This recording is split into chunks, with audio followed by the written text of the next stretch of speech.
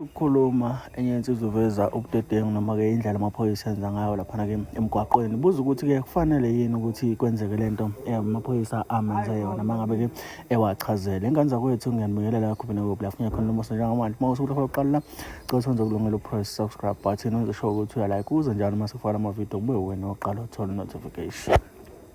Enye insizwa-ke eshayela imoto laphana-ke ichaza ngamaphoyisa ayihlukumezile. Thina uma ngabe ichaza yathi Police and abuse of power. If you drive a certain car, you are going to be victimized by police officers. I can tell you for free. And that's why the term jealous boys came into place. I drive a BMW M2. It's black in color. And it's not just the car that I drive, but every time I drive this particular car, I always get victimized by police officers. Last night, I was driving from Tembisa coming to Midrand, but I was using a GPS because of the route that I was using being IAS. I got stopped by police officers at a traffic light. Because I was using a GPS, I was getting lost, so I was in the wrong. Granted, fair enough. Now, they pulled me over, I stopped. Now, what I understand about the Academy of Police is they teach them mannerism, they also teach them the approach that they need to approach civilians. Now, this is not a typical approach that you should expect from someone who's a police officer. Hey, Baba, I'm up. I want to wrong. I'm like, I'm aware, I'm using a GPS. I do apologize for that. I was away.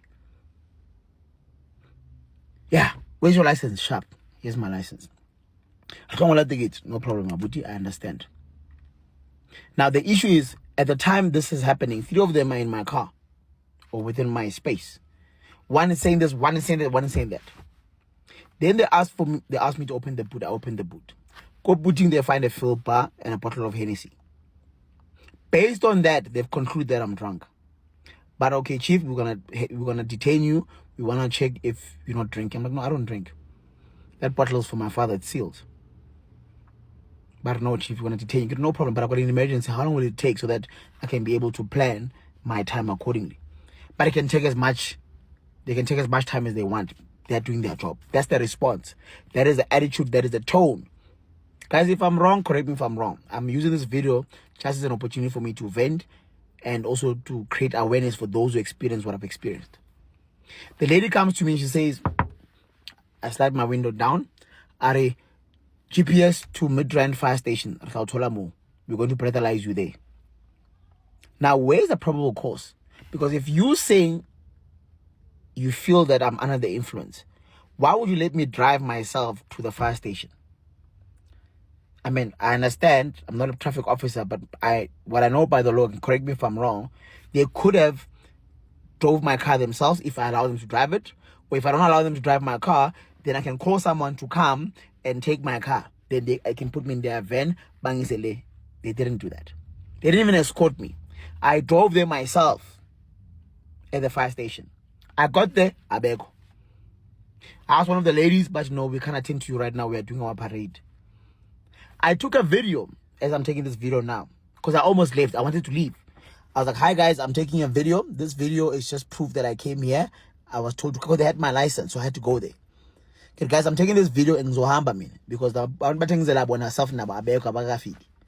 I've been there for 10 minutes.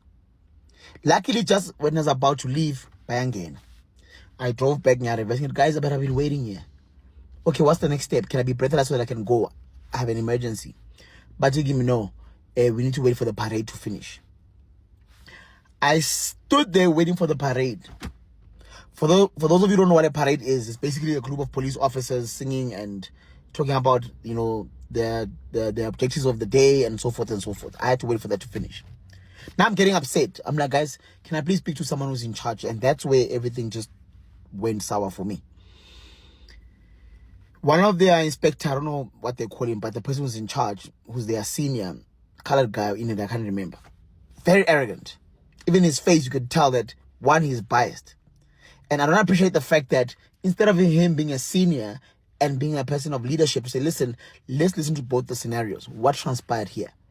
You cannot conclude on the basis of what you see that I am drunk. Okay, fine. It's possible because you can see if a person is drunk. It's possible. Okay, Mr. Singh, what do you see? Do I look drunk to you? Because your officer saying I'm drunk. Fine, I'm drunk, guys. Can we get over with it? Give me the breathalyzer, breathalyze me. If I'm over the limit, arrest me. It's fine. I don't have a problem with that. You know what they did? The guy even said to the officers, the same guys, like, no, in fact, they can even cuff you. They are police. Okay, you can cuff me if you want to, no problem. They put me in their van. I left my car at the fire station. I got into their van. They drove all the way from Midrand to Joburg just to breathalyze me. The whole region doesn't have a breathalyzer. My time is being wasted. We drove to Joburg, Masfika. We didn't even last there for a minute.